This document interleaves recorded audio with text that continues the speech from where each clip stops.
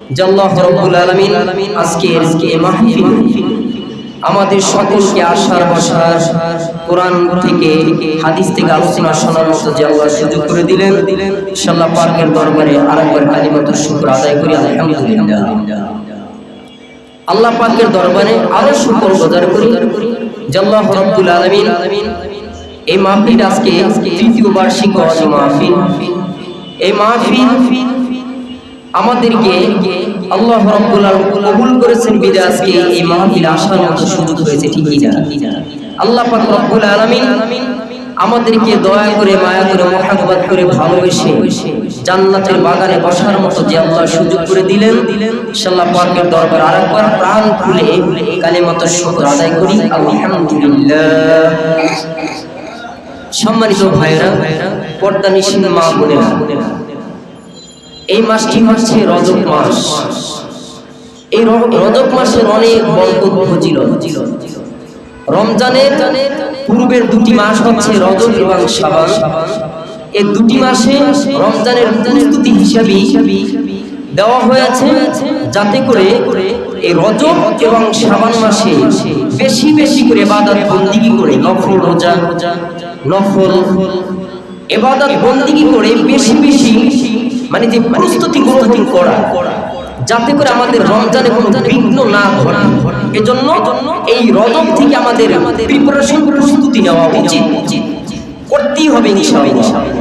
সেই রজব মাসে আমাদের হায়াতের মাঝে বরকত দিয়েছেন, রিজিকের মাঝে বরকত দিয়েছেন আলহামদুলিল্লাহ।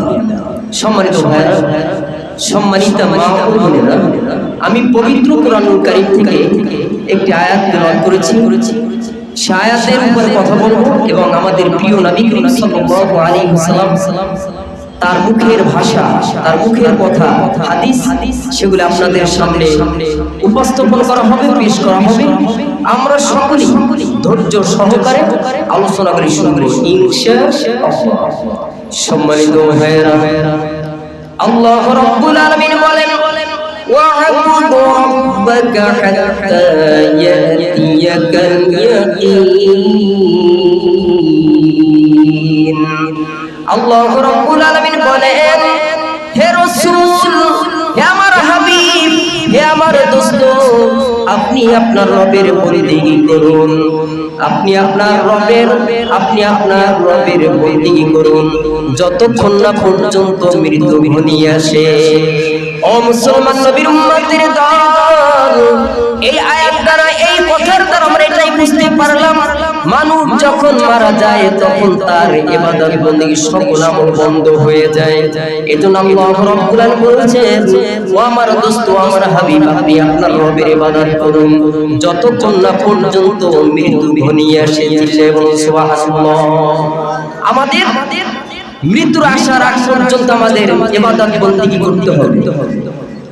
ও মুসলমান নবীর উম্মতের দল, আল্লাহর পয়গম্বরের সাহাবী হযরত আবু হুরায়রা রাদিয়াল্লাহু তাআলা আনহু হাদিসটি বর্ণনা করেছেন।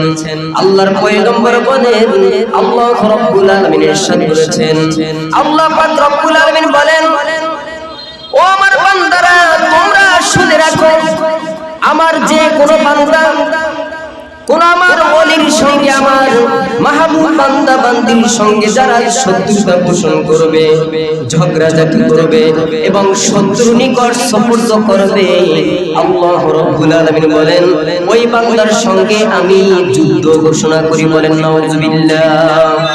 আল্লাহ পাক রব্বুল আলামিন, আল্লাহ পাকের মাহবুব বান্দা যারা আছে তাদের সঙ্গে যদি শত্রুতা করে, তাদের সঙ্গে ঝগড়া করে এবং তাদেরকে শত্রু নিকট সুপুর্দ করে দেয়, আল্লাহ রাব্বুল আলামিন বলেন, ওই বান্দার সঙ্গে আমি যুদ্ধ ঘোষণা করি। ও মুসলমান নবীর উম্মতের দল, আল্লাহ পাক রব্বুল আলামিন বলেন, এহেন এই সমস্ত বান্দা বান্দির ধ্বংস সুনিশ্চিত, এতে কোনো সন্দেহ নাই। যারা আল্লাহ পাকের ওলির সঙ্গে, আল্লাহ পাকের মাহবুব বান্দা বান্দির সঙ্গে ঝগড়াঝাটি করবে, শত্রুতা পোষণ করবে, এই সমস্ত বান্দা বান্দির ধ্বংস অনিবার্য, তাতে কোনো সন্দেহ নাই।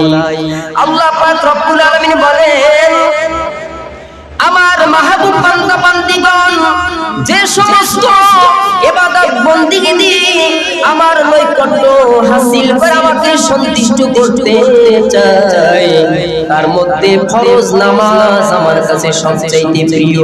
সুবহানাল্লাহ।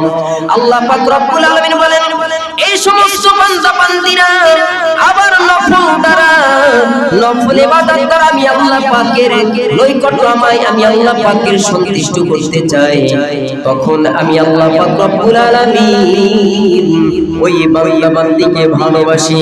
যখন আমি তাকে ভালোবাসি তখন আমি ওই বান্দার কান হয়ে যাই, যে কান্দা বান্দা শ্রবণ করে চিল্লায় বলুন সুবহানাল্লাহ। ও আমার ভাইয়েরা, বন্ধুরা, আমার পর্দানিশীন মা বোনেরা, আল্লাহ পাক রব্বুল আলামিন আরো বলেছেন, ওই মাহবুব বান্দা বান্দীগণের যখন আমি চক্ষু হয়ে যাই, যেই চক্ষু দ্বারা বান্দা দেখে আমি বান্দার হাত হয়ে যাই, যেই হাত দ্বারা বান্দা ধরে আমি বান্দার পা হয়ে যাই, যে পা দ্বারা বান্দা হাঁটা চলা করে। আল্লাহ পাক রব্বুল আলামিন বলেন, যখন ওই বান্দা আমি আল্লাহ পাকের কাছে প্রেয়ার করে, প্লিকেশন করে, দরখাস্ত করে, তখন আমি ওই বান্দা বান্দির দরখাস্ত মঞ্জুর করে নেই। সুবহানাল্লাহ। আল্লাহ পাক রব্বুল আলামিন আরো বলেন, ওই বান্দা বান্দি যখন আমার কাছে কোন আশ্রয় চায়, আমি আল্লাহ পাক রব্বুল আলামিন তখন বান্দাকে আশ্রয় দান করি। সুবহানাল্লাহ। আল্লাহ আল্লাহ তু মেরা माशूक है, अल्लाह अल्लाह तू मेरा सरदार है, असल मुस्तगीसीन अहदिना लफ्तिखारा बिलउलूमी वलगिना। ও মুসলমান নবীর উম্মতের দল, এই হাদিস দ্বারা আমরা এটাই বুঝলাম, যখন কোন মাহবুব বান্দা বান্দি আল্লাহ পাকের নৈকট্য লাভ করে, আল্লাহ পাককে রাজি খুশি করে, তখন আল্লাহ পাক বলেন আমি বান্দার কান হয়ে যাই, যে কান দ্বারা বান্দা শুনে, আমি বান্দার চক্ষু হয়ে যাই, যেই চক্ষু দ্বারা বান্দা দেখে, আমি বান্দার হাত হয়ে যাই, যে হাত দ্বারা বান্দা ধরে, আমি বান্দার পা হয়ে যাই, যে পা দ্বারা বান্দা হাঁটে। সুবহানাল্লাহ।